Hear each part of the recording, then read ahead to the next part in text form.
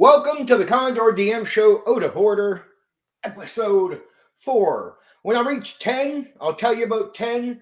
I ain't mentioning no more numbers after 10, baby.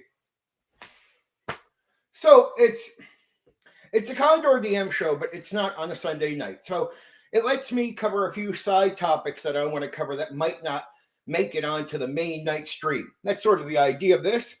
So when I have extra time, when I say extra time, it's just like, look, so I'm in Nova Scotia and we're setting records for cold, snow, and ice and everything. And it has me sort of in lockdown mode.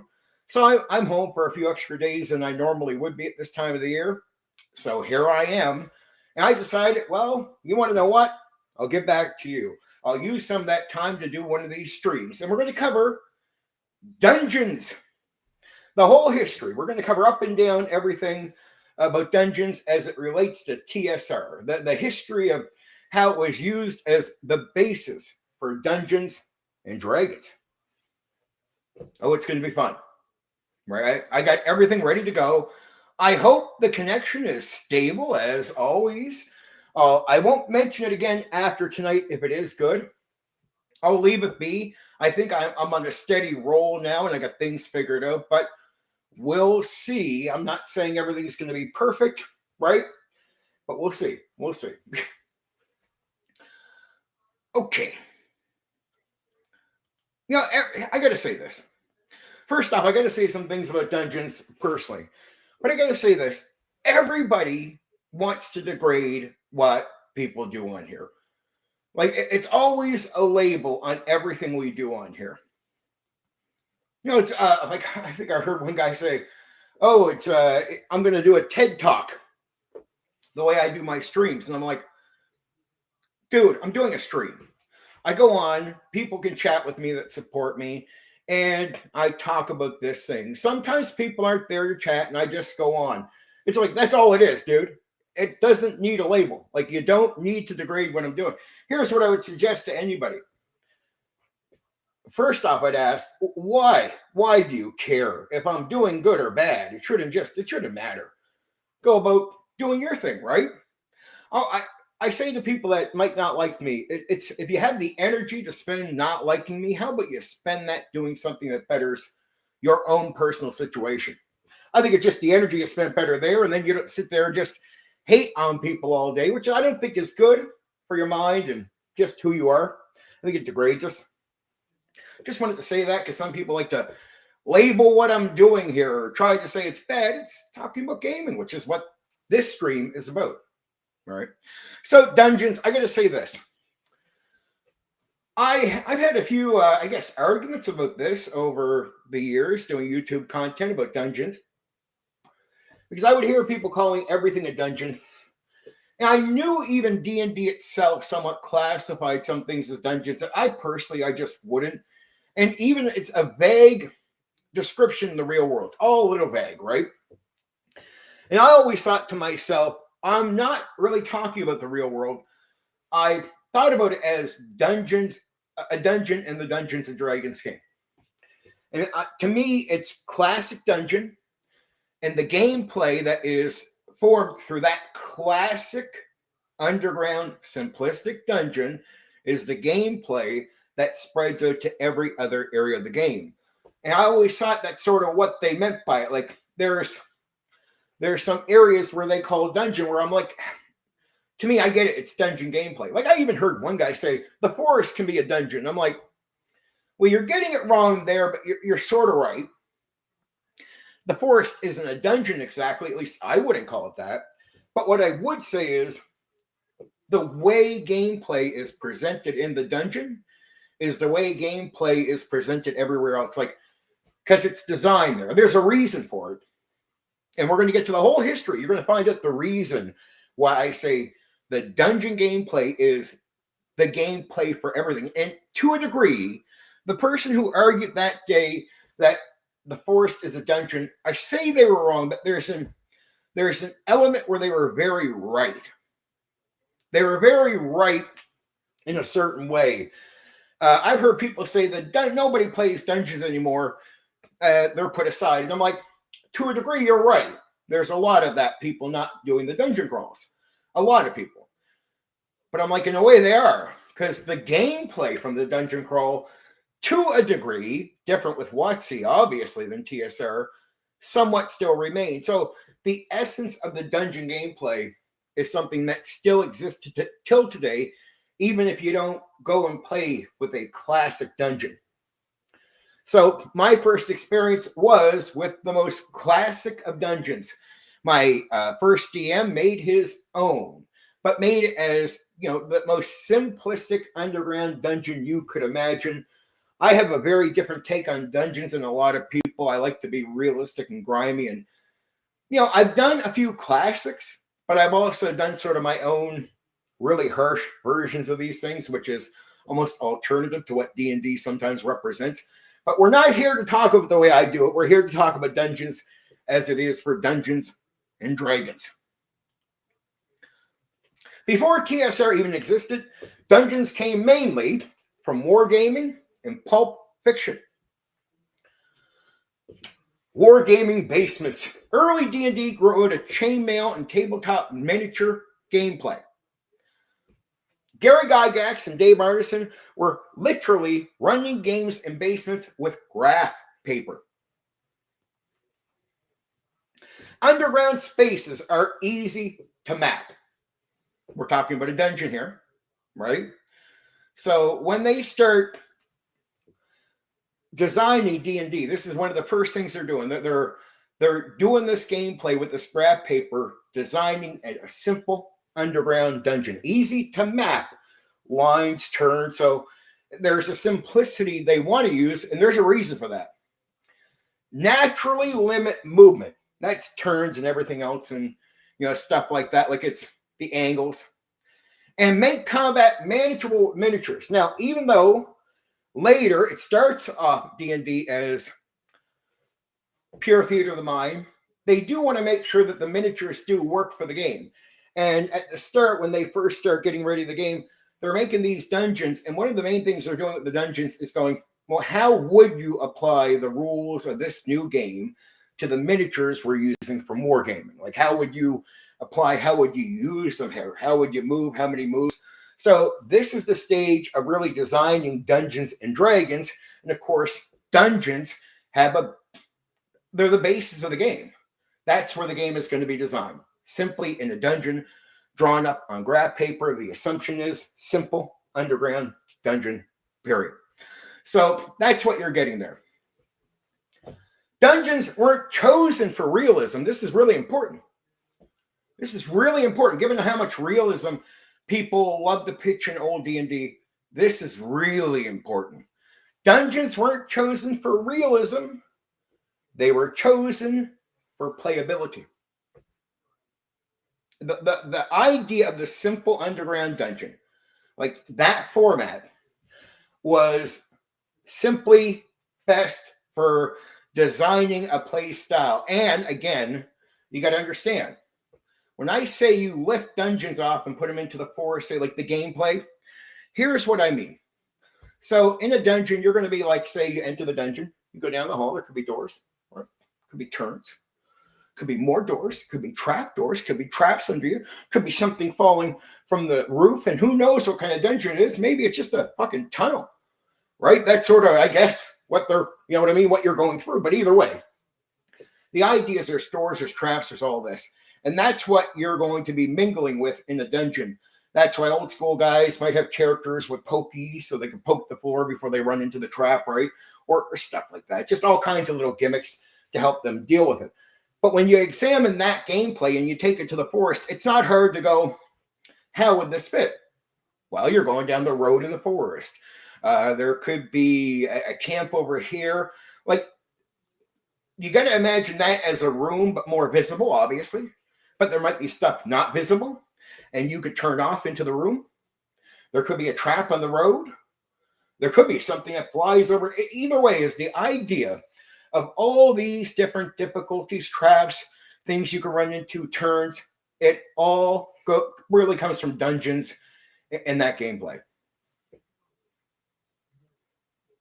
Not on that tonight, dude. We're talking about the history of it. I actually have a video where I talk exactly in detail about how I do a dungeon. You can pretty much do caverns with it. Like, you have to dig. Man, I have like almost 500 advice videos. So it's in there. I do a long video about how I do dungeons. I could redo that again, but tonight it's just about going over the history. So if you're down for that, cool. But I'll consider that later, right? Okay, so yeah, so the gameplay from dungeons, when you lift it over to the forest, or you could lift it into a city again, there's a path, there's places, things start representing what they would represent in the dungeon. Maybe it's buildings instead of rooms on either side of you. Either way, it's a structure of gameplay where for the rest of the game, in some way, you're going forward, left, right, blah, blah, blah. Even if you're like on a ship, in a way, the ship becomes the party. It moves. There could be something here, in front of it, under it, over it. There could be traps for the ship to run into. But either way, what you'll really discover as you dig in is it's the same essence of gameplay from the original dungeon gameplay, which they used to design the game. So, again, this is what I say. That gameplay is something that still continues today, differently with WotC than with TSR then. But still, it is there. Okay. The fiction fuel. TSR-era designer pulled from Jack Vance, Dying Earth Ruins, Fritz Lieber, Urban Underworlds, Robert E. Howard, Lost Tombs, and H.P. Lovecraft, Cyclopean Ruins. These stories are full of ancient places, forgotten builders, dead civilizations, things that should not be alive. And that mindset bled directly into dungeon design. So all these ancient places, forgotten builders, when they started coming up with the idea of what dungeons are, all these things are going to be played into it. Again, ancient ruins, forgotten builders, dead civilizations, things that should not still be alive, undead, right?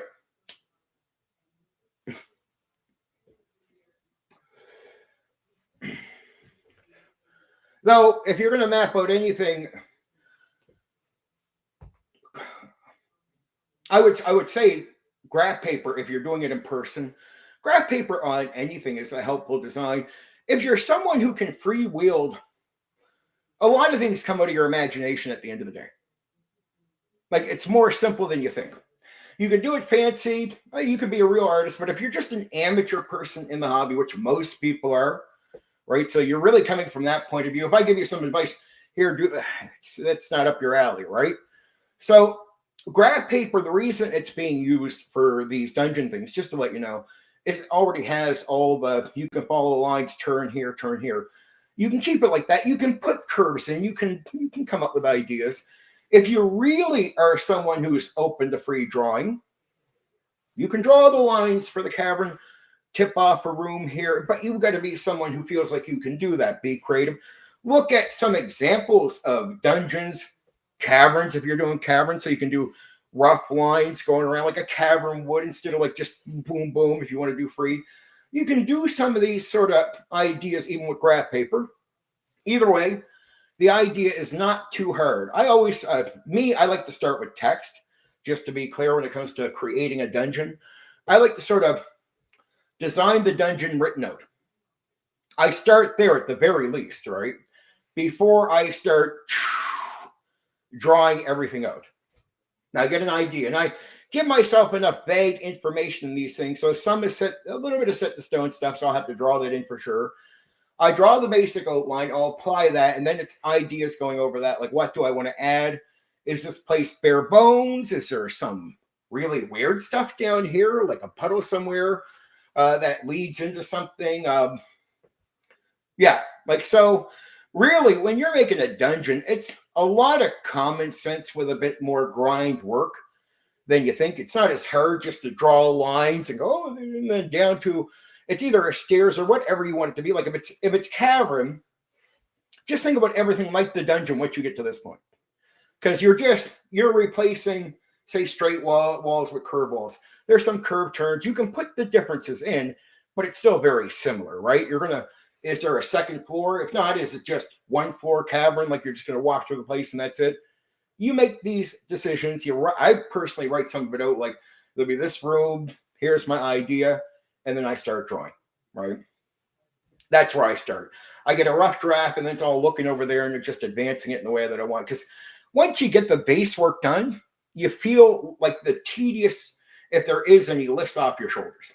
And that's good, because that's when you can start comfortably more relaxed without feeling it's too much extra work. Just to start adding some really cool, nifty things in there if you feel you want to be unique about it. Like put that, space in the wall, or some extra hidden door for some reason. Like just extra creative ideas outside of the basics you get set up.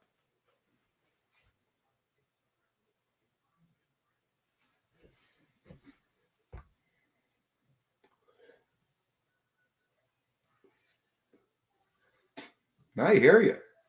See, personally, I'm a pure theater of the mind guy.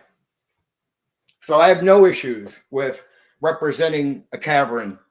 I can do it like breathing air. See, because no matter what I draw out for the space, I'm going to see it.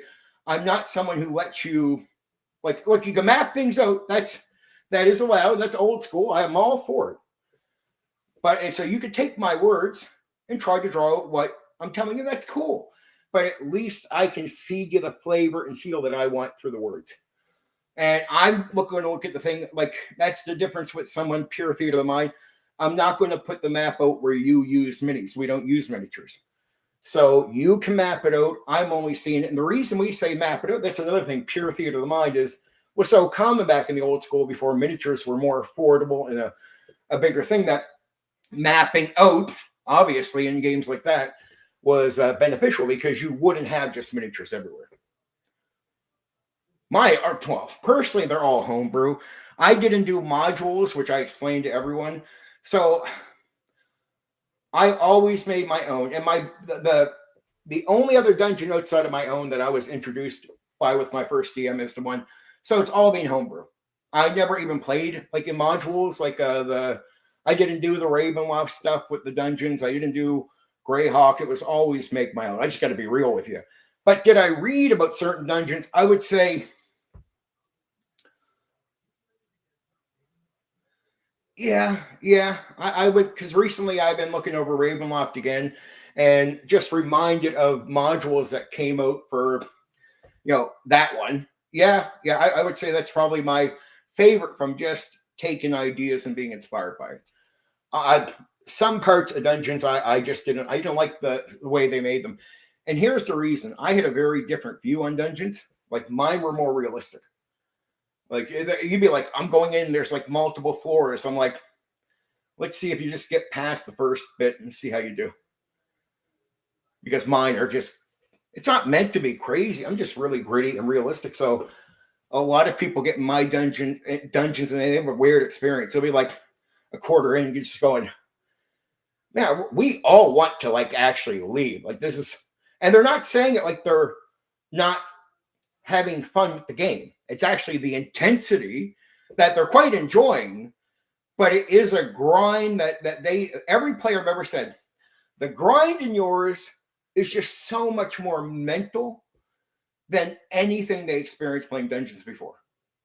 And I had that same experience with my first DM, right? Because I do theater of the mind, but I'm really on the environment and really playing you through it. And I always have people fatigue on me all the time. Just like the player, not the character, the players in my game always fatigue in dungeons. I maybe had like, I ran thousands of players. I probably had 40 players that got to a proper second floor in the dungeon. Like where they actually went through without like with having fun and feeling that they were a bit in the D&D. But by the second floor, they hit that grind, like that one where it's like fatigue time, I want to go. So my favorite were my own. I'm a very creative guy. I never did modules. I was someone who started off at the core books with it. There was no splat books at the time. I had the core books, and I didn't even have a setting. And I didn't have modules, so I did everything myself, just to explain to you. But have I touched dungeons since I started and played with them a lot? Oh, yeah. I know the history of them. I've talked to Gary personally on Dragon's Foot about dungeons. So it was definitely something I'd be interested in. What TSR considered a dungeon? This is critical. A dungeon is not just underground rooms. That's true. That's not the way D&D seen it. So even if I disagree, I'll never be dishonest. And you're going to get that here because I have some different opinions on what I'm going to read here, but I'm going to be honest. That's what I do here. TSR definition, implicit, not rules lawyered.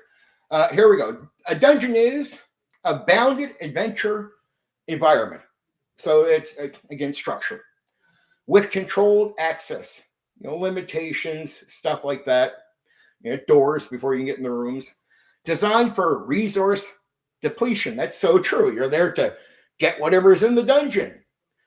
Where danger increases, the longer you stay. And that's true. Like the longer you go in, the idea is you're supposed to be hitting the higher level monsters if you go up or down floors or something like that. So you deal with the weaker stuff, I guess, up front, and potentially you deal with the stronger stuff later. That's some DMs can vary on that, where you can run into a strong monster right away, but in some more random format, that's just a random dice roll ends up putting that monster at your feet. But it doesn't always happen. Okay, TSR includes as dungeons underground ruins, natural caverns, which I was talking about already, tombs and crypts, abandoned fortresses, sewers, towers. So they count towers as dungeons. It even says, yes, towers, so they do. I personally don't in that sense. Though, again, if you're saying, would I apply the dungeon gameplay to a tower in the game? Of course I would, because, again, as I explained earlier, that gameplay encompasses everything.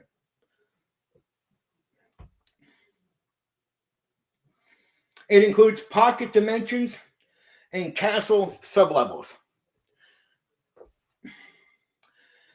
If it had keyed locations, wandering monsters, and risk by time, TSR treated it as a dungeon. That's important, right? So it's basically, if it had all the things that a dungeon would have, potentially, like being out in the woods, you start treating the gameplay like you're in a dungeon. So the elements you learn from that dungeon gameplay is going to be applied now in the forest, or say out at sea, wherever danger and monsters and all these things that you can run into.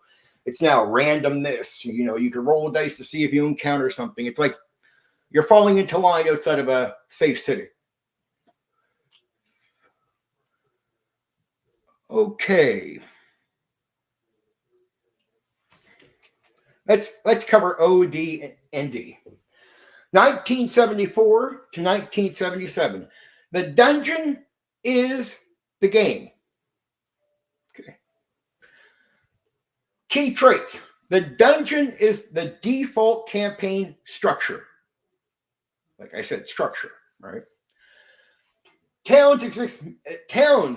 A town exists mainly to heal, hire retainers, buy torches, XP, mostly, from treasure, not kills. Dungeon philosophy, multi-level, danger increases by depth, like going down. Random encounters every X turns, so like every so many turns, you come up with the idea of how many turns before you're like, oh, something might just come along and run into the player characters.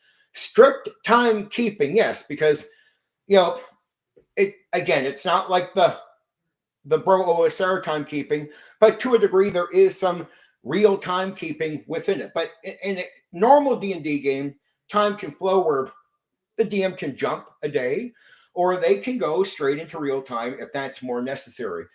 Part of the challenge of being in the dungeon in many areas is you're in real time. So the DM will start counting, are you been there 5 minutes? Okay. Just guys, I would tell players, you have control of your characters now. So the more you just don't say anything, the more time passes.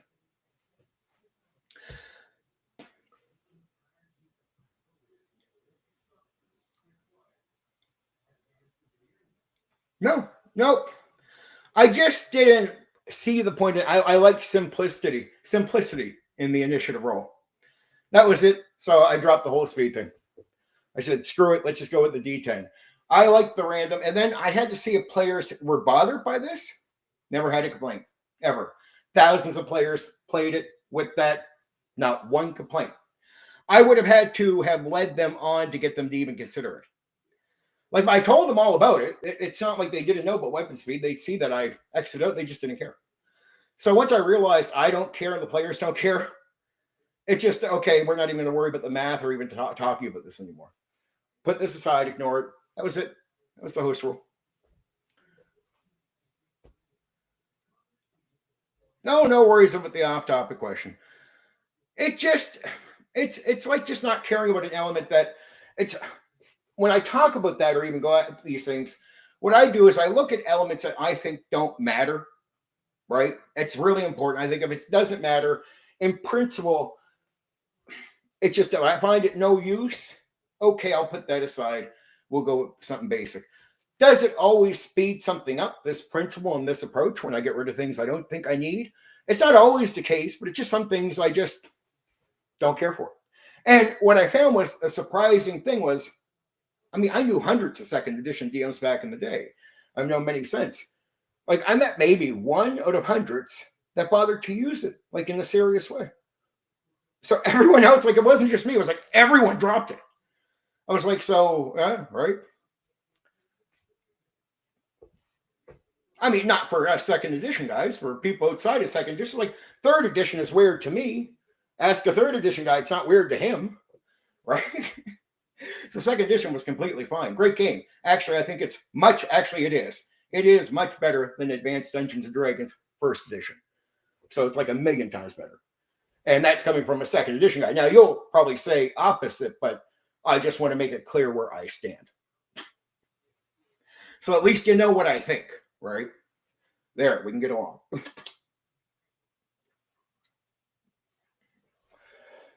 Okay.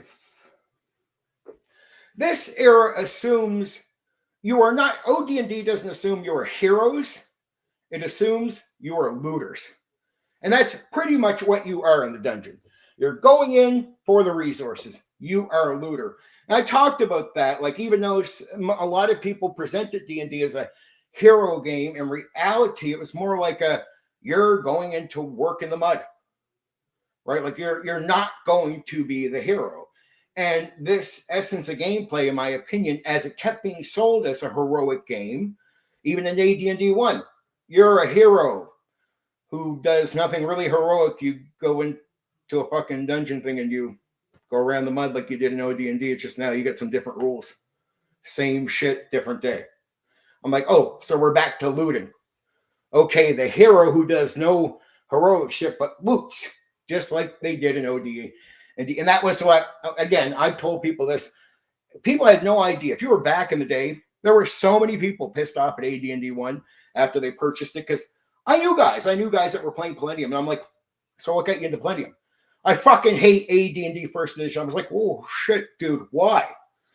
Because they purchased it believing they were playing the hero out in the field fighting the dragon. And that was more the experience that they were going to expect, even if not right away. It wasn't like these guys assumed, oh, you do that right out of the box. It was just like, but they're like, in a decent amount of time, you build up and you do that, right? You have all these grand things. That's, the game shows me this. The images show me this. The game tells me in the text I'm going to be a hero. The commercials say I'm going to be a hero. Everybody tells me that loves the game, I guess I'm going to be a hero. Oh, go in? No, man, I'm just like the guy who loots. The fuck is this shit? And most DMs, first edition, ended games at level 8 or level 10. So the idea that you got up to these stages where you even had many chances to fight dragons or do anything great, it just wasn't many. A lot of your adventuring would be, all right, dungeon, really structured gameplay, end. Maybe at level 8. Low level, maintain, most DMs don't go above level 8. Second edition, most DMs go all the way. It's just a difference in philosophy and mindset, right? Like, second edition really does what the images and words promised you in AD&D first edition. And I'll talk about that when I do a stream on that. That's the big difference. It's like, okay, the images of being now you can be in a game that's still old school D&D. It's not a champion game like third edition, but now here is a more reasonable chance for you to actually get out, be the hero, not just a looter, not just that. That's why many second edition guys with our new gameplay moved away from dungeons. For example, a lot of guys moved away from dungeons for second edition. So many of the elements that were, going to be taken and ran with, were all there. I just found second edition finally achieved it. It's like, here's the promises, failed. That AD&D first edition failed. Second edition kept those promises. The only problem is the consumer was, many of them were so upset with AD&D first edition, they leave D&D bitter, unhappy. They're playing Millennium. They're playing the vampire games, and they refuse to come back to TSR because they feel like they wasted their fucking money the first time. How many guys have said, I will never buy second edition? Why? I got ripped off at first. And there was just a lot of guys that played Vampire that all had the first edition AD&D books. Same thing with Millennium. Like almost every guy you'd meet, you'd be like, oh, let me guess, you're an AD&D one guy that left, right? Yeah, okay. So you're not coming back for second edition. So the company tried to save, like TSR tried to save itself with the new edition. It was a desperate move to save the company. But when you've already lost most of your consumers and they're refusing to come back, and you're really not growing a new consumer base coming in much, right? You haven't really built that. Second edition is dead before it has an opportunity. That's, again, why I made an argument recently. I think second edition has gotten a bad shape because the success of gaming with second edition was extreme and better than first edition AD&D. It lasted longer. It even went into 2 to 3 years into the third edition, competing, having as many live games out in the real world and online as third edition. So second edition lasted for well over 10 years by itself, being the vast majority. When you got online, the majority of games online from Merc to Open RPG was what? It wasn't OD&D or first edition. It was second edition. I mean, shit, it was almost every single game. So second edition kept TSR and D&D itself alive. Like the label D&D was kept alive by live gameplay from second edition people. And that's why when WotC picks it up, it still already has people knowing it, following it, and new people already hearing about it because there's already gaming going on. So that's it. That's what you see there. Second edition just never had its time being sold, but its success in gameplay, like you would think when you see how it worked out, it's like that game should have sold more than AD&D first edition. Like the success of second edition, gameplay-wise and longevity, second edition outlasted first edition by many, many years, right? Just in popularity. Now, you might have the OSR bringing it back up, but that's like a forced, rebirth, right? Second edition naturally kept live in the game world, going without anybody giving it help, just it being so successful. I always felt it never had a chance to make its money or have its real success. Like people underestimated what the game was. And it's sad to see the OSR not jump on that and go, man, there's some money there. That thing never got a fair shake. Let's put some love to that. No, they went right back to older games, which upset a lot of the old players, a vast majority of them that left TSR before second edition came out. There you go. Sorry to get off on a rant on that. Just, me, I'm a fucking nerd. Get me on something. AD&D first edition, 1977 to 1989. The dungeon gets codified. Gary Gygax makes dungeon play, like he formalizes it. So this is what I mean. He's structuring out gameplay through this. This is the basis of the game. Dungeon ecology becomes a thing. Wandering monster tables get detailed. Remember, these are random encounters that are going to be used everywhere. Again, this is the structure of gameplay that gets applied everywhere outside of the dungeon. Traps become meaner. Puzzles and trick rooms increase. More of them. Famous TSR dungeon examples. Tomb of Horrors, which is the one I was recently talking about. I just knew I was going to cover these, so I don't want to bring it up. A dungeon as player skill test. So it's really about you testing your skills. That's what the Tomb of Horrors is all about. Against the Giants, dungeon as enemy stronghold. So you're breaking into this thing, going in for a fight, right? Temple of Elemental Evil, dungeon plus faction play. That's what you're talking about there. Gary Gygax's view, dungeons should punish recklessness.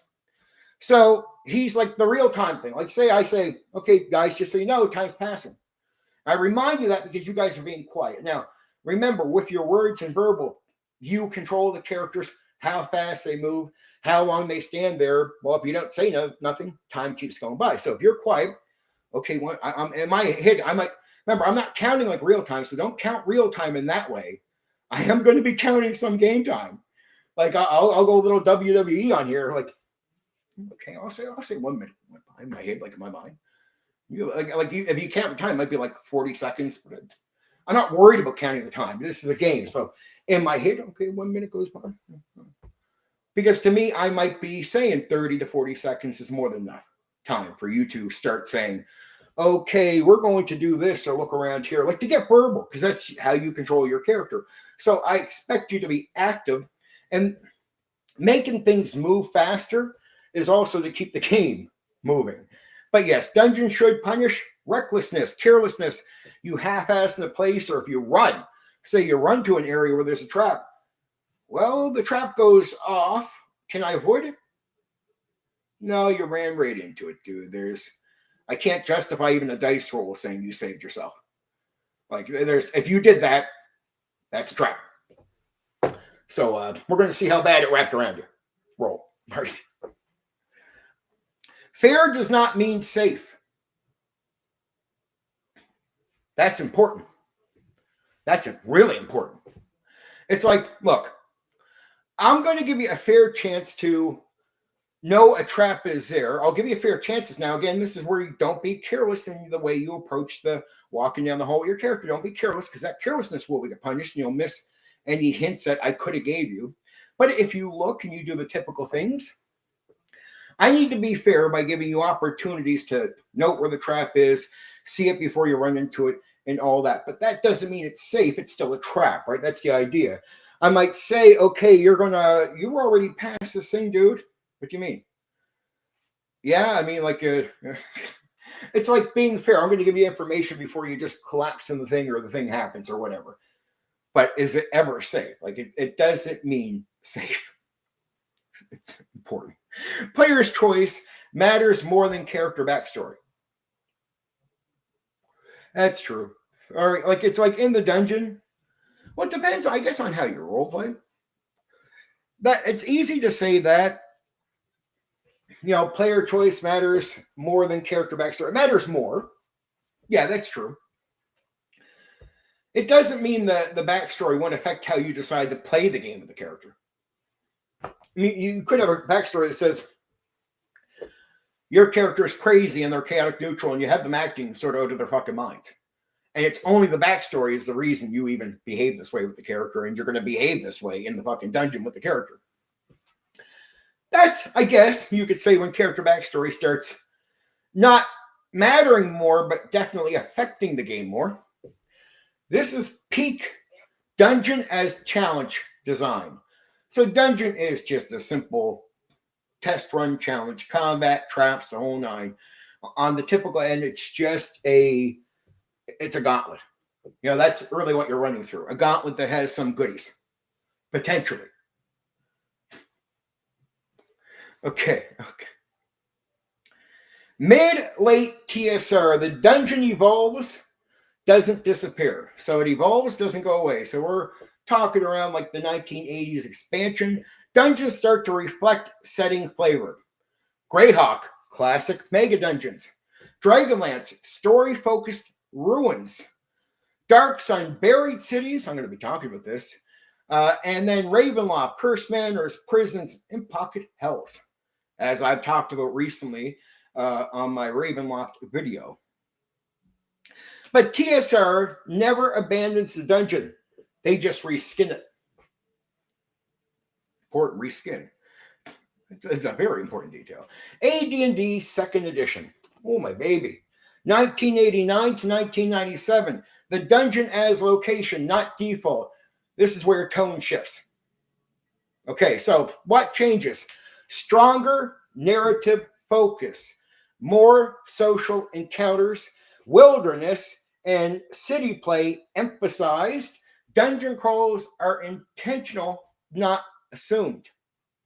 But TSR still treats dungeons as places of ancient power, concentrated danger, resource draining environments, centers of evil and secrets. Second edition dungeons often have purpose, cult headquarters, ruined cities, tie into lore, exist as one part of a larger campaign. Now that's important. I've explained that to people before, but if you're not a second edition person, you won't understand it at the time. But this is where I want to verify. I was never a guy who would ever make a dungeon the campaign, but would I have a dungeon in the campaign? That's why my dungeons were a bit different. I mean, you could spend time with them. You could potentially drag through, but they were meant to be different in a certain way and grindier for reasons. But yeah, they can, in mine, they always exist as part of the campaign, not the campaign or the basis of the campaign. The dungeon is no longer the whole game, but it's still important. And that's important. Second edition changes the mindset. That happens before third edition. The mindset where we start moving away from dungeon play, but you start realizing you're really not moving away from dungeon play.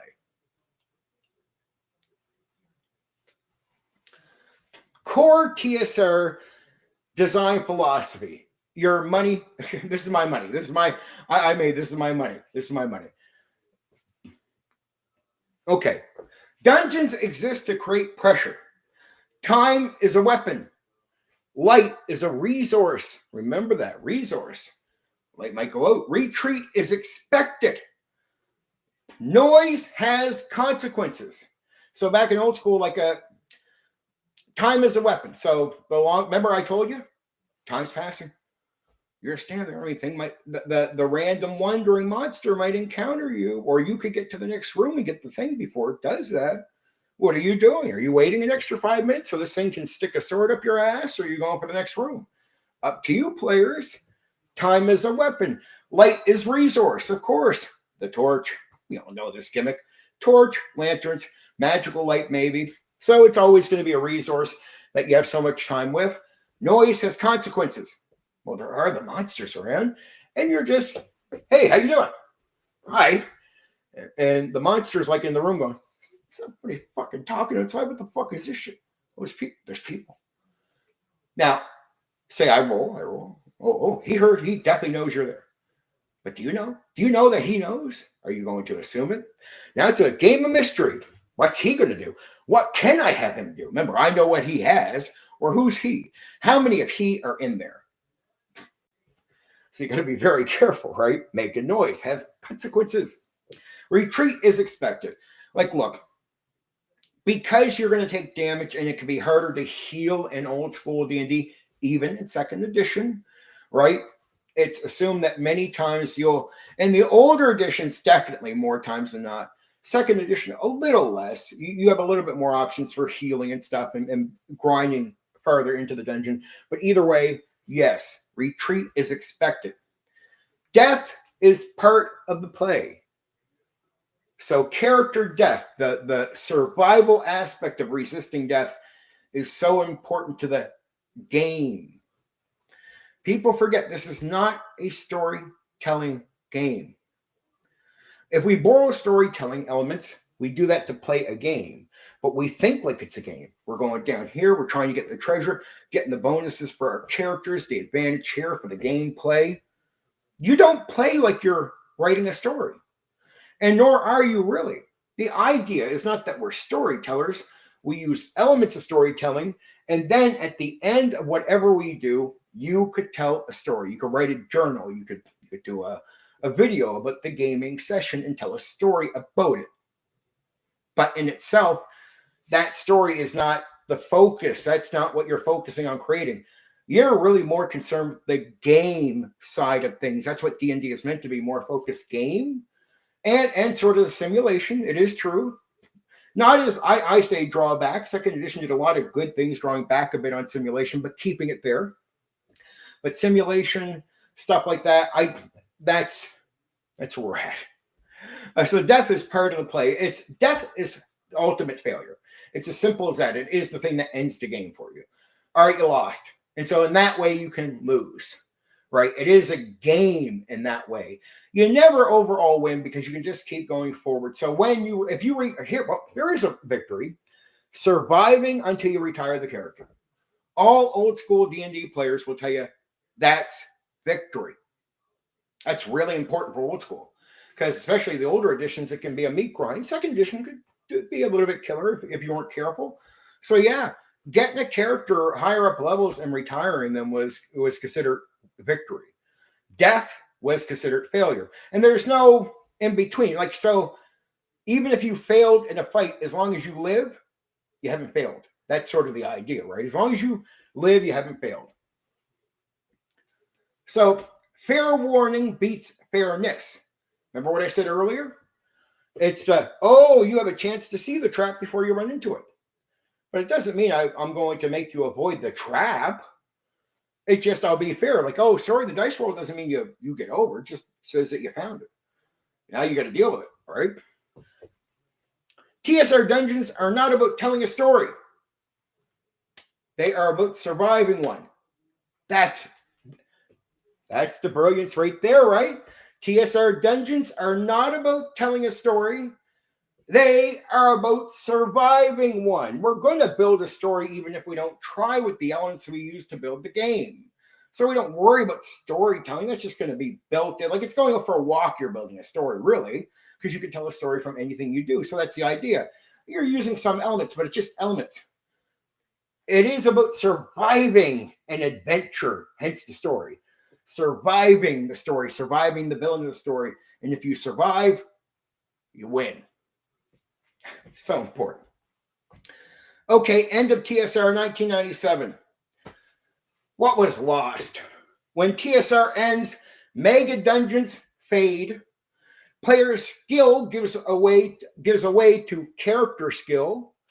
Balanced encounters replace dangerous ones. Dungeons become set pieces.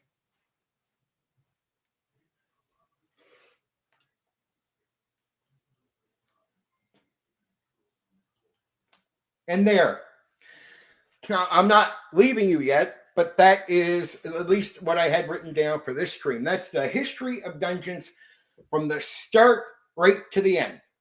And if you listen to this entire stream, you'll know basically where it starts, what it's being used for, what it passes over. I threw a bunch of other ranting in there that you'll hear. It's all about gaming.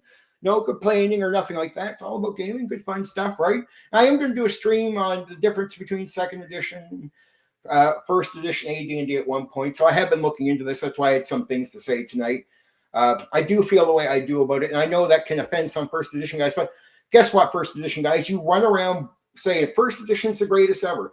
I have no problem with that. I don't even label it or fucking bother you. I think it's great that you do that. And I think you should be encouraged to go ahead and say whatever the fuck you want.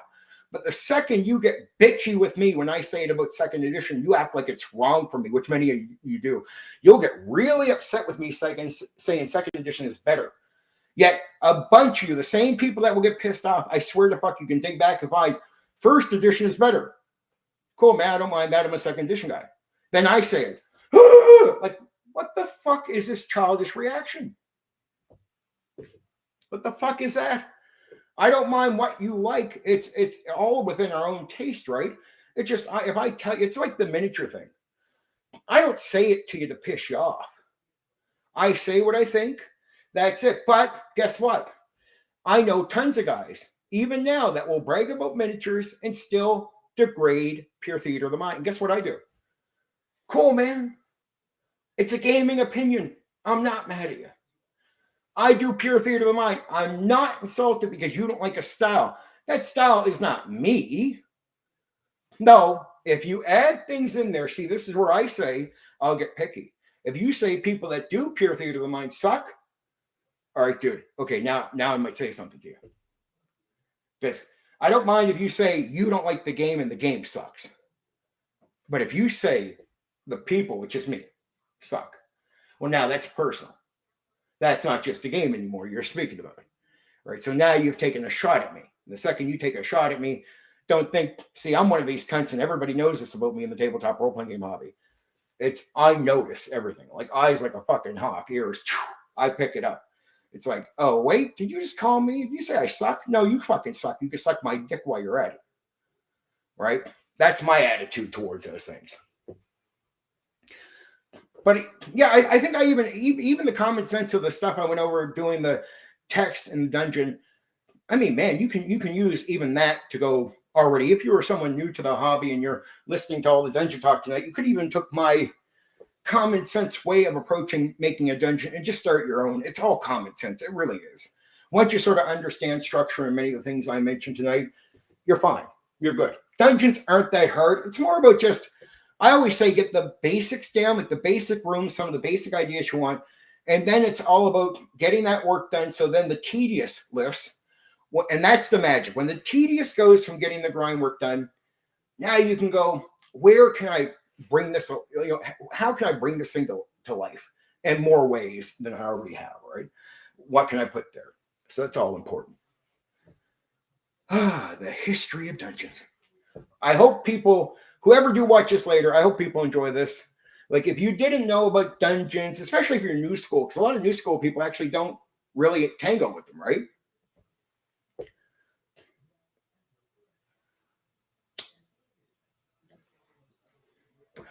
The sort of a replacement for TSR.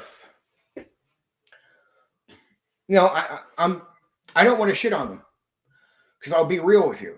I have not tried a lot of the newer games out like this. I think it's just unfair for me to have a comment that would, it'd be unfair to praise it because I don't know. I don't want to praise something that's bad. And I don't know anything about some of the newer stuff.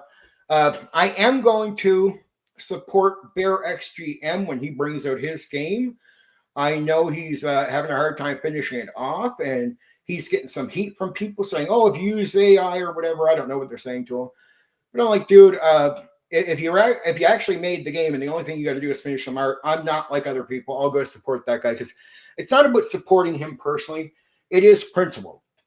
He's a guy who's bringing some new element from Canada onto the gaming market. I just think based on principle that if it's new in a full game, even if it has this other stuff, if he's given support, he'll probably replace that with better art later. Cool. He's going to need some financial help to do that. Selling the game early and people being willing to invest by purchasing, even with AI art, is going to help him, produce some other stuff, do some other cool stuff, make some other products. I don't know what his game is. I'll probably try it out, right? But purposely, I'm going to purchase it just to help out with supporting people. Because it's like, I don't care if I disagree with someone. I'm a grown man. I'm not a child. So I can strongly disagree with you and then go, but I got a principle. I'll fucking help you out. Why not? And you'll notice I don't go around saying petty things about people in comment sections like a little bitch, right? I'm a grown man, a real man. So a real man doesn't go around at my age of 45 saying petty, immature things about people and about because of gaming opinions in comment sections. I don't do that. I'm not a little bitch, right? So I'm a grown man. I can disagree with you and just not hate your fucking guts in that way, the way you hate mine. And even if you hate me and you talk your petty fucking childish bullshit like a little boy, I won't care. I won't hate you for it. And I'm not really just investing in you. I'm investing in the hobby. You're bringing a new game. That's something new. I understand investing in you gets that game into the hobby and it comes from Canada. That's it. I'm happy to do it, right? But I still won't go in some fucking comment section like a fucking Weasley little fucking cunt bitch and act like a 9-year-old little boy and say some childish shit about you. I'm 45 years of age. I don't got time to talk that way, right? So I can disagree with you strongly like a real grown man would, and then go, hey, man, regardless of disagreement, here you go. I can give you the support like a real man. See, you got to remind people what real men are. Because a lot of people in the tabletop role-playing game hobby think they can go around acting like childish little bitches, right? And then they can't be men. They can't live up to their words. I was told, hey, man, even rough, we support people around here. Brought up my game, got no support from anybody. I heard them say this stuff in detail. We supported, I'm like, I'm all these things. What's happening with me? Yeah, we say we have these principles, but we hate you, Stephen. So we'll break every fucking thing we've ever said. And we will fucking turn on you in a way we've never turned on anyone else. And we'll break every word we put out there. We gave our word. This is who we are. Here, let's shatter it by coming after you. Making us a bunch of fucking two-faced people. And if people realized we gave our word and then attacked you, they maybe not take our word so serious in the future. Yeah. So, I don't mind helping the bear thing, and I'll help other people out in the future. And I have in the past without always saying something out loud, but he put the video out saying he needed it. And I thought, hey, saying something positive verbally out loud could sway some people I know or some other people to, okay, man, he sounds like he's cool with it. I think I can, I said it the way I said it in this comment section to get people in the mindset, like, it's cool. Stop being a fucking bitch and just buy the game if you like this guy for other reasons. Like, just stop all this criticism. Get rid of it. He needs the support. It is money. Or you can go buy another fucking clone and support next to nothing. No future, no progress, and just waste your money like many of the guys do, right? They don't help out the hobby. They help out themselves. Because that's what most of the OSR games are. They're not a push forward on the hobby. These things are just a theme over in an old package. Oh, drama. Well, drama with me, Jesus Christ. Well, enough people have. Yeah, some people new come around. That's cool. I don't mind that. You're here, and it doesn't fucking matter. But yeah, if you check out my content, you'll hear about it. I've dealt with it for 6 fucking years, but I won't repeat the whole story now. I think I've said it even recently. I've fucking drawn out this whole thing many times. The story's always the same because it doesn't change because I don't lie. So it's pretty simple to get the story right when you're not bullshitting people, right? It's really easy to stay on a lane when you're just simply telling the truth instead of lying to people. You don't have to sit there and worry that you're going to trip over your words. Like, you're just going to be able to tell the same story every time, same repeated details, and you'll be boring about it, but it'll be true, right?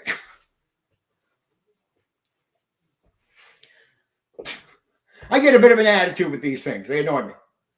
They annoy me for silly reasons because some of these guys I know would like just to take part in content like this, and I could have opened the chat, and if they gave me more support, there'd be a reason to do this fucking content. But they just, instead of just going, hey, man, I disagree with you here and here, but I'll support you on the rest that I like. A lot of guys in the old school can't do that. It's just, you have 1 or 2 opinions, you're fucking ostracized right out of the fucking thing. Now, they don't do that to everyone now, but this is shit they were still doing 6 years ago. And my problem is I got caught up in it 6 years ago when there was less restraint and people weren't calling them out for a lot of bad behavior. Now, some of them put that stuff away. They don't behave as bad as they used to. They change their approach to YouTube and everything. That's good. I'm glad to see the evolution in some way with some people. But I've had my name successfully dragged through the mud for 6 years.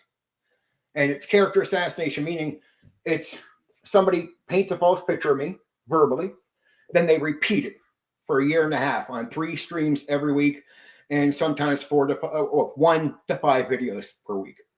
So imagine you do that to someone for 1.5 years, pretty much straight, nonstop. It's a repeat of lies. So the picture you paint is not true of me, but you repeat it, and you're the guys with thousands of subs.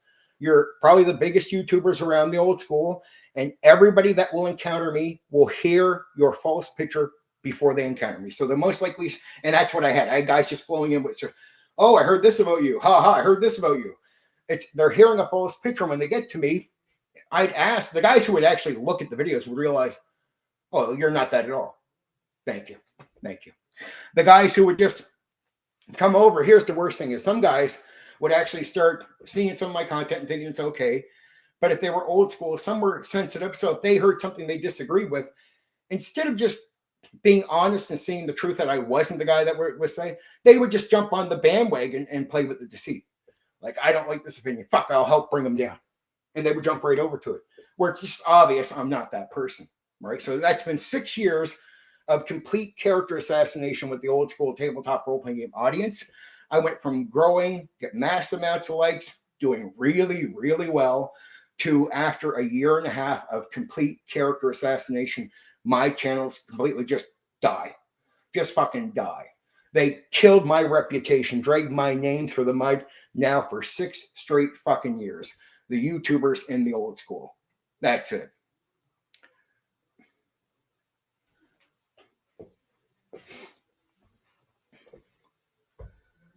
I hear you, but it's like, to me, it's like, here's what you don't know. So, okay, if you go to just text games where, say, somebody couldn't afford art, because art, see, if you pick, for my art, just to get half of it is $12,000 now, right? So half of what I want is $12,000. If I want it good, consistent from an artist that will complete the work and do all the things I want. So there's a lot of difficulties with artists and problems. And if you want to bypass that and go to the guys that do the mint work, get it done on time, the thing is, those guys that do it properly and have credible work and have people that will back them up, those guys will charge more because they're more confident in what they're doing. Like, they will get it done. They have a history of it. So they'll demand more money, but that's a safe bet. If not, you're, in a lot of cases, you get ripped off. You get AI art. You just basically get shit that you shouldn't have paid money for. And it won't even come in on time. So for even half of mine, it's that. So say I don't have $12,000 to invest in half of the art I need.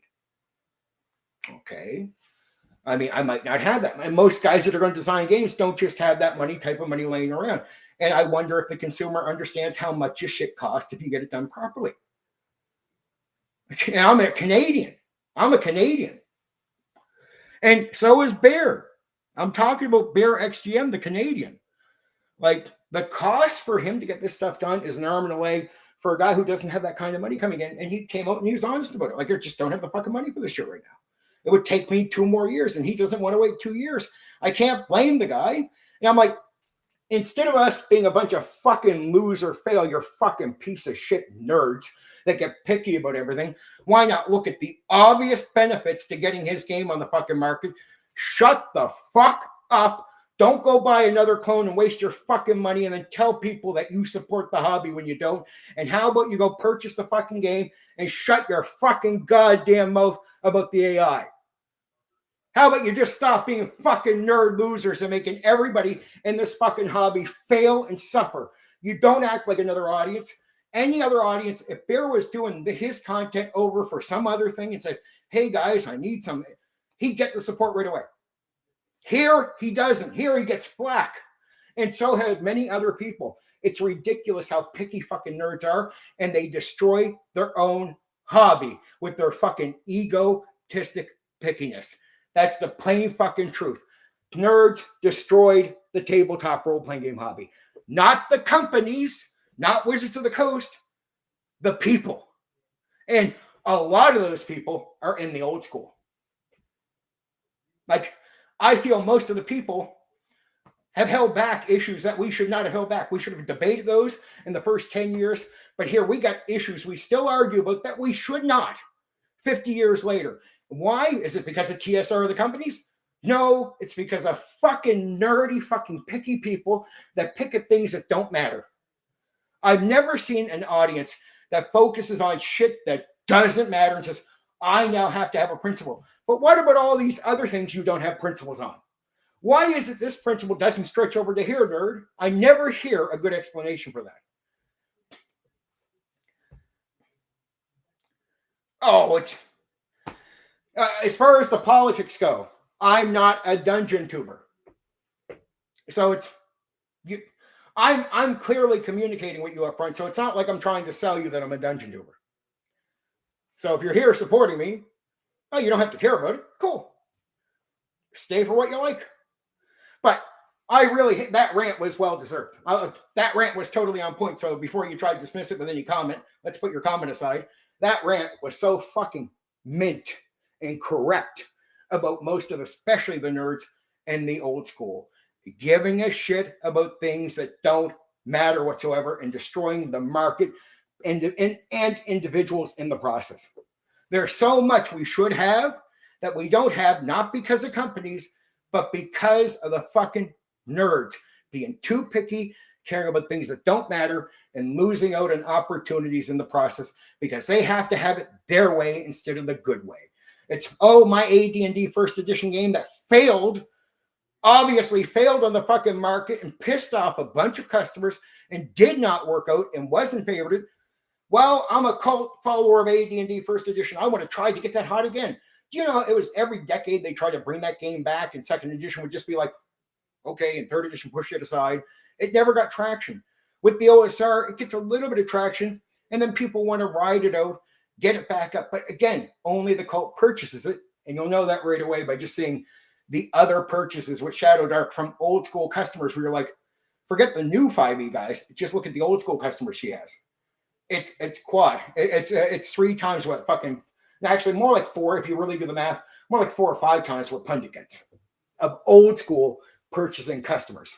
So there's 5 times his purchasing power from actual old school customers going to Shadow Dark. Yeah, and I feel they did it with the tabletop role-playing game hobby, and I especially feel the old school did it. I get on them because I've been crucified because people need to be nerds.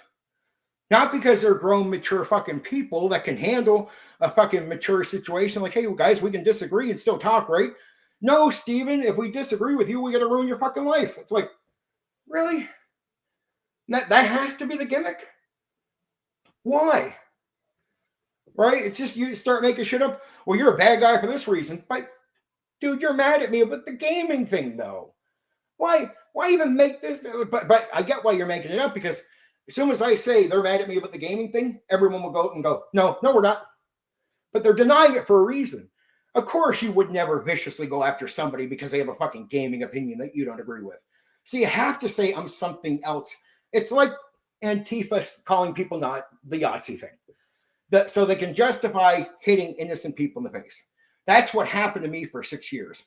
I'm only someone with a gaming opinion, but to justify crucifying me, they lie. They tell you guys to lie, do it for a year and a half on 3 streams, 5 videos every week for a year and 6 months, and then show up and go, yeah, we can hit this guy freely. Even though he's really not doing anything wrong in any serious way, we can just go ahead and hit him freely because we're calling him a Yahtzee. So they played the Antifa game on me as far as just accusing me of something I'm not guilty of. But the point of accusing me of it is to justify attacking me when they're really just mad about my gaming opinion, which at the time, many years ago, was my opinion about miniatures. And that's why I talk about it quite often, because it started a shitload of drama in the hobby for me. It sucked because I'm a normal guy. So, but you want to know what? The guys that don't like me in the tabletop role-playing game hobby have warped their minds. So they see me in a certain way. But I always ask people outside of that echo chamber, and it is an echo chamber, let's be clear. I ask guys outside of the echo chamber, do you see me this way? Nobody does. So anybody, like the second you take somebody like with no dog in the fight, the second you just get a person who's just not mad at me, has no issue with my gaming opinions, the second you encounter 100% of those people, do not see me that way at all. And some of them know me for years. Don't see me that way at all. Even if they think, oh, you're a little out there with some political opinions, they still don't see me that way at all.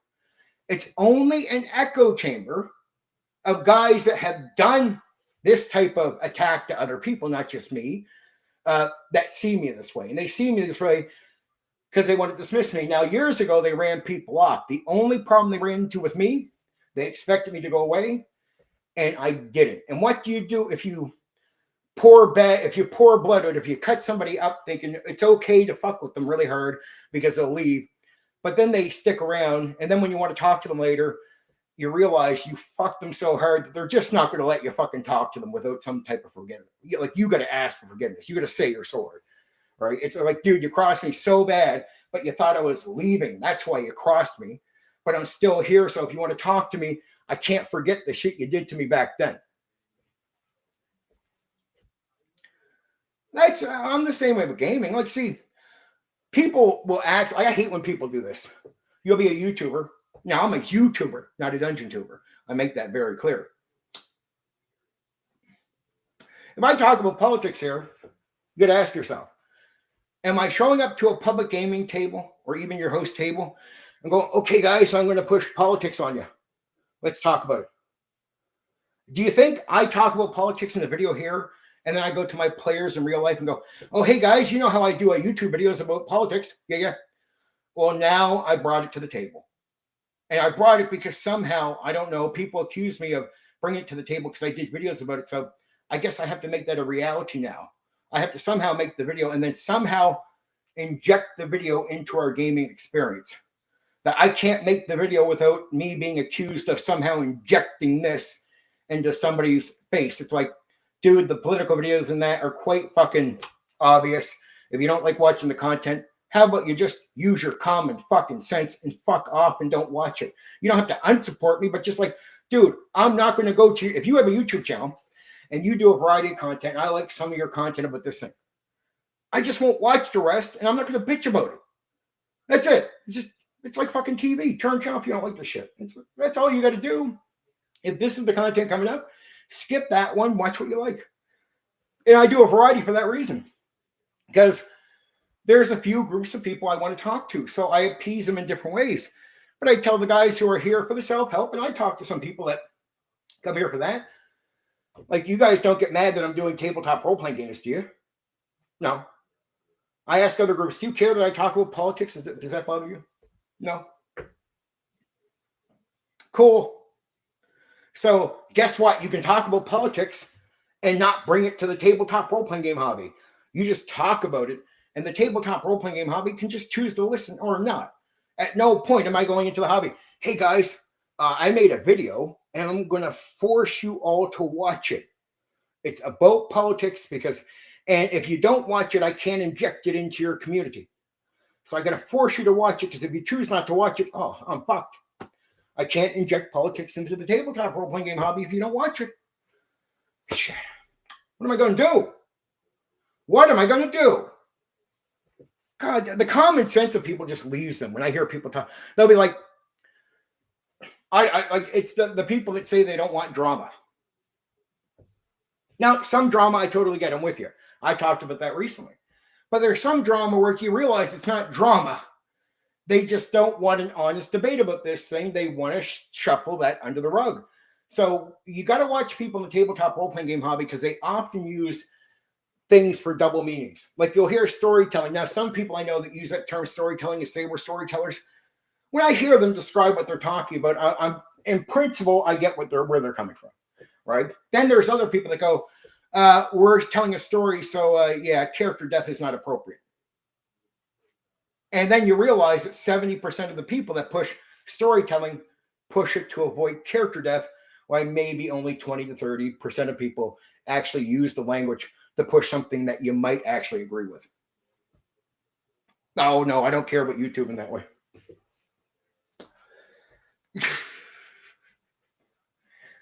I just like to talk the way I like to do things my way. That's especially, I'm one of those people that just accept that if my way doesn't work, I got to know where to invest my time. So I accept failure where it happens, and I just reinvest my time in other things if that happens. I don't beat around the bush on certain things. I invest more where I think it's going to be. Like, I'm 45. I'm not 20. So I have to be more wary about where I take a risk and how long I stay on something, right? You know, I'm very like that. So it's like putting up my tabletop role-playing game content. I warn guys, like, if you give me some real support here, if you like some of these videos, even if you don't like me for other reasons, I'll keep doing the content. But you can't expect me, because I'll get some guys that will be like, man, I wish you were still doing this content. Like, dude, where were you? You were around. Yeah, you gave no support, and you're still telling me, just fuck off, man. It's like, dude, I put the work in to earn support from people. So the audience can never tell me, especially from the old school, hey, man, you didn't try to make peace with us and do content for us. Yeah, I did for a year, and then recently some more content for you. And you ignored the whole fucking year plus of it. I put all the work in, worked my ass off for you, did everything you fucking were talking about, requested, thought about. At the end of it, no fucking support. And I said, well, dude, you can't blame me, the YouTuber, for not doing it. At this stage, it really is. The ball is in the court of the audience. And if they don't react to me, okay, I'll cut that content off. I just can't keep going forward with it if I'm not getting support. That's as simple as it is. I might have a grindier way of building up YouTube, but I still am getting support on what I do push. And when I absolutely stop getting support on something, that content has to be somewhat X'd out. I can do the streams, but I just don't want to keep doing the videos in the same way. The videos will become something non-tabletop role-playing games. Maybe even I'll still cover video games or TV shows and other topics like that, but purposely the streams will now, other than needing to update things related to the streams or talking in a more general sense at the odd times, I'll post something as a video. Most of the time it's going to be in stream form. And right now it's only for supporters because, well, again, why bother opening it up? I did the year or some. It was all open up. I had streams made for them, videos made for them. No support, no nothing, no nothing. And actually, the only thing I seemed to get from the old school, even when I left the chat open, was mostly attacked. So most of the guys came over lying, bullshitting. We called it the witching hour at the end of a stream. Me and a few of my people that were supporting me, we called it the witching hour because people would just come in and fucking just scream and fucking lie and these were all old school guys just coming over and freaking out. And I'm like, I don't get it. I'm doing the content for you to entertain you. I'm not even saying anything bad right now. I'm not even doing critical videos at the time of the old school. And they're coming over and attacking, even though I'm doing stuff I know they want to actually talk about and hear about. Now, I know I've gotten the support for similar content in the past, so it's not like they don't like this shit. I'm like, dude, I don't understand why people are screaming. This is for you. Now I'm working my ass off for you, and you've asked me to. And you're not acknowledging it, and you're going to act later like I didn't even do this. You're going to say, Steven, if you just tried harder and focused on this good content, like we'd support you. No, I did that. I did exactly that. I did that, and I went above the Call of Duty and still got no support. No. So you got to know when to fold it in. And look, for whatever reason, I can't get their support. Maybe for whatever reason, as much as I think the content was good because I have a past history in getting a good reaction, maybe it's just not as good. And I had to swallow that because I'm a guy who's willing to be honest with myself. I don't get the ego to say I'm perfect. So maybe some of the content is just shit. Maybe that's it. Maybe that's why they're not supporting me at all. Well, so be it. Even if that's the case, even if I can accept that and humble myself, well, fair enough. I can't keep doing it if I get no support. So, and I don't care what people say verbally. Like people talk a lot about what they want to see. I'm like, dude, no. The way the audience talks is subs, likes. They tell you when they're subbing to you and they like content that they want that and they want more of it. I don't listen to words from anyone anymore. I've given up on that a long time ago. Words are just fucking empty, right? If you want to say it to me, go with the like, go with the sub. And that will say it to me. That will tell me. And the more I see that getting support, that type of content, and still up on my channel, it's not like it's not there. If suddenly some of the support started coming in and I started noticing it, well, yeah, that can inspire me to reconsider doing that content again.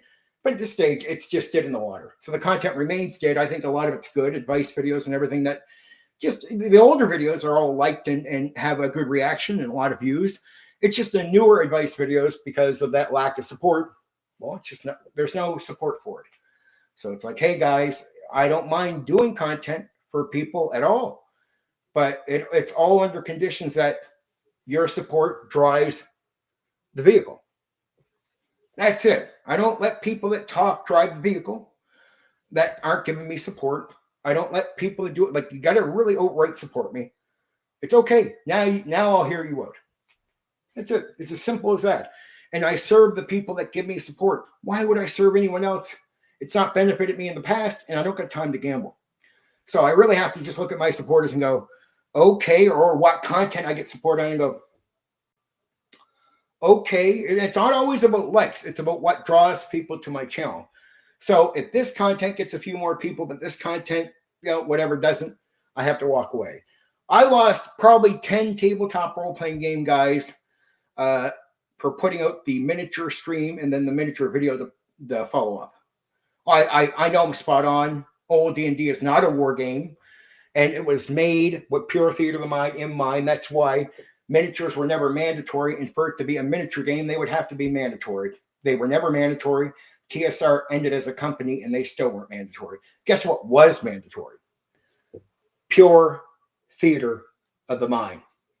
And the game was about adventuring, not about playing units trying to win a war. Very different principle, challenges, gameplay. You weren't units, not a war game. not made for miniatures, made for pure theater of the mind with miniatures as optional the entire time TSR existed. So I tell people the game was made for pure theater of the mind, because I know many people that will talk as if it's just a miniature game, a miniature war game. I'm like, no, it's not. You're lying. You're lying. Designers made it clear. Gameplay makes it clear it's not a war game. Then gameplay makes it clear when you're reading through the book and following it. Oh, okay, optional. The DM could use miniatures. There's no mandatory rules for you have to use them. And there's a reason, many reasons, but one of the main reasons is the game has pure theater of the mind as mandatory. That's the core gameplay. And there's only two ways you can play the game: either pure theater of the mind or miniatures and theater of the mind. Right? So it's, if you're not doing the miniatures, you're doing what I do. Right? And that was the popular way, because miniatures weren't a big thing. And then by the time they even become somewhat more popular in the 80s, the cost is still so outrageous that you see most tables doing what? Pure theater of the mind. But you talk to some old school guy who says he's old school, but he wasn't there. Guess what they'll tell you? It was all miniature wargaming. No, most of the actual war gamers that Gary gamed with that crowd, very few of them actually advanced over to D&D. Most of them stayed as war gamers and stayed away from Dungeons and Dragons, and they thought it was stupid. So the majority of new customers were all people that were not war gamers. That's why they took to the way the game just presented it. They skipped the miniatures.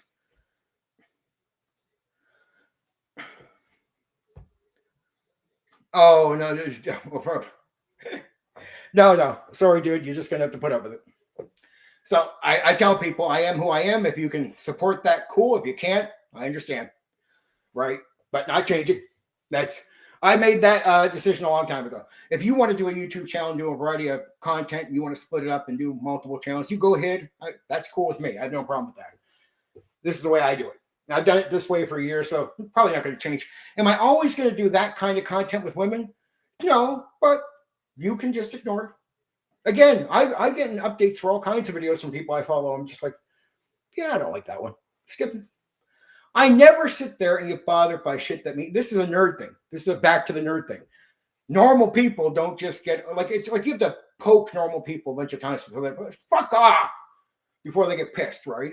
A nerd, you come over and go, here's a minor difficulty. Man, I got a real problem with that. Dude, it hasn't even poked you 50 times. Just calm the fuck down. So it just means, hey, man, you're going to see a lot of content you're not going to want to watch from other people, not just me.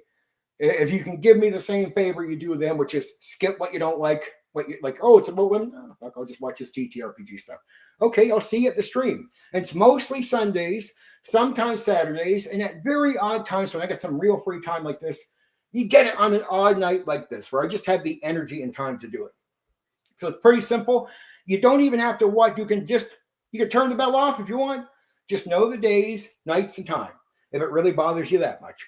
Then you don't get to see all these videos coming up. And most of the time, my content is going to be censored. So a lot of my bell stuff doesn't even work. Most people that follow me, they don't even get the feed. Like, they don't get a notice that I put out content.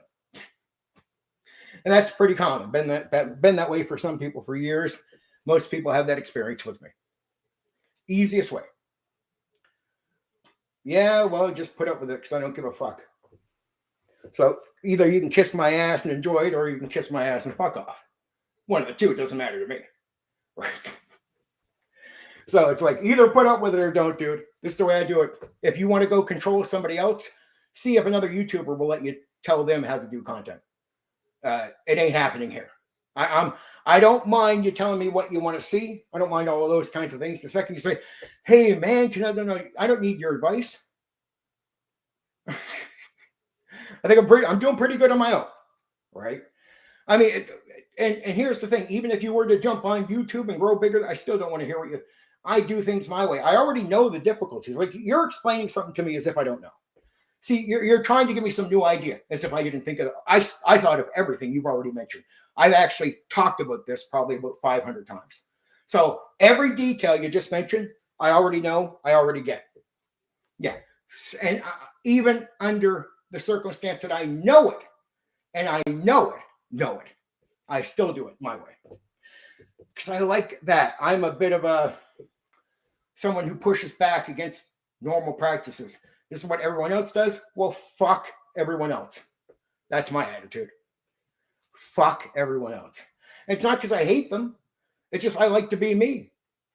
That's it. I make a decision, then I just go, I know there's difficulties in there. That's it. I know they exist. I know many people actually maybe not follow my content because I put these extra pieces and mix things. And I'm like, okay, that pushes you away.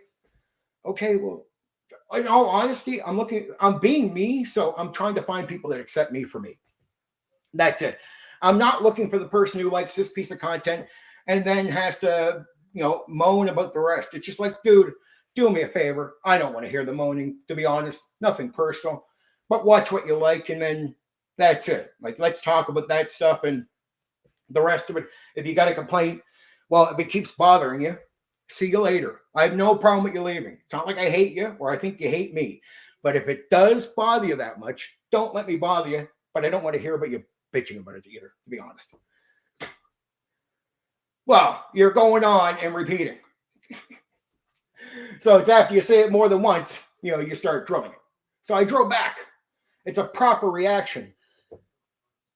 If you understand socializing, you understand you poke more than once, you get a response. It's pretty common sense from people.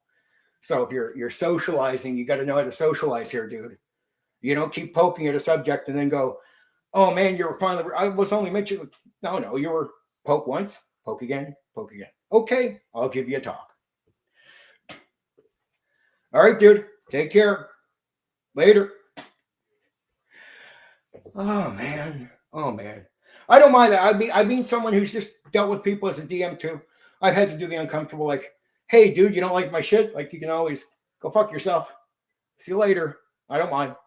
I'm not shy. I'm not scared about anything. I'll tell you how it is. I'll tell you how I feel. That's it. And that's what you get here when you come here. And if you don't, to me, I tell people, if you don't like that, you're not going to like me. You're not going to like this place. And if you only like a few clips of my shit, well, maybe that's not enough to keep you here. And I want people, I said early on, I've already done streams talking about this. In 2026, I want to just get rid of the weak. Like, you can't handle it? Okay, see you later.